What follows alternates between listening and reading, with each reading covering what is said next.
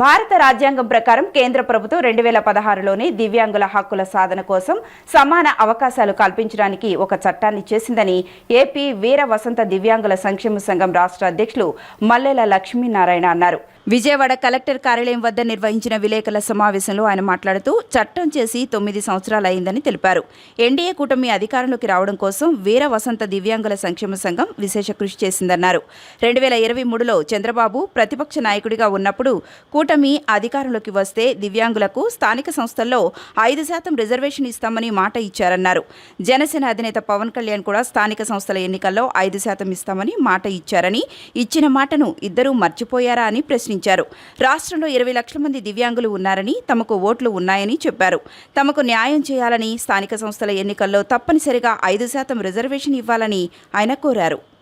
అన్నా చంద్రన్న, పవనన్న యువ నాయకులు, భావి ముఖ్యమంత్రిగా ఈ రాష్ట్ర ప్రజలందరూ కొనియాడుతున్న లోకేష్ బాబు గారికి సూటిగా మా దివ్యాంగుల తరఫున సూటిగా మిమ్మల్ని కొన్ని ప్రశ్నలు అడుగుతున్నాం. జిఎస్టీకి ఇప్పుడు ఒకప్పుడు 18%, 28% ఉన్న జిఎస్టీని తగ్గించామని చెప్పి సంబరాలు జరుపుకోవడానికి రాష్ట్ర ప్రభుత్వం సిద్ధమైంది. అదే కేంద్ర ప్రభుత్వం 2016లో మా దివ్యాంగుల జీవితాలు బాగుపడటం కోసం, రాజ్యాంగం ప్రసాదించిన మా హక్కులు సాధించుకోవటం కోసం ఒక చట్టం చేసింది. ఆ చట్టాన్ని 9 సంవత్సరాలు అయినా ఇంతవరకు ఈ రాష్ట్ర ప్రభుత్వం ఎందుకు అమలుపరచలేదు?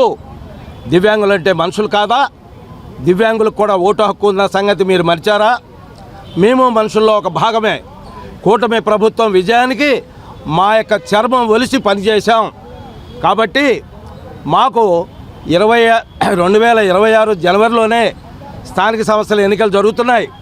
2023 మంగళగిరి పార్టీ ఆఫీసులో చంద్రబాబు నాయుడు గారు, అట్లాగే పవన్ కళ్యాణ్ గారు జనసేన పార్టీ ఆఫీసులో మాకు రాజకీయ రిజర్వేషన్ 5% ఇస్తానని మాట ఇచ్చారు, ప్రమాణం చేశారు. మరి మర్చిపోయారా? కాబట్టి మేము మనుషులుగా గుర్తించి మాకు తప్పనిసరిగా 5% స్థానిక సంస్థల్లో రాజకీయ రిజర్వేషన్ ఇవ్వమని సందర్భంగా కోరుతూ జై దివ్యాంగ, జై జై దివ్యాంగ, జై దివ్యాంగ, జై జై దివ్యాంగ, జై హింద్.